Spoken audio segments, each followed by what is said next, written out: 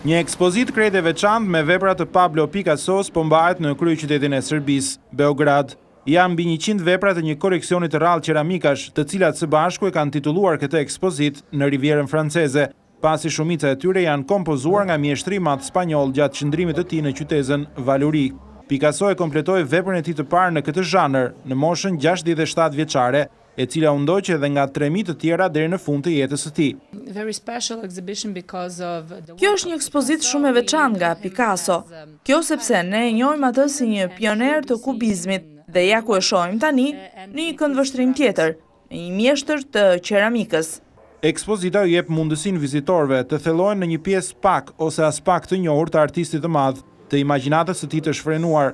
Por përveç qeramikës, në këtë ekspozit ka edhe disa vepra të tjera në are argjend të Picassos, të gjitha të mbledhura nga koleksionist privat. Ekspozita e Beogradit do të qëndrojë e hapur deri në 15 prill.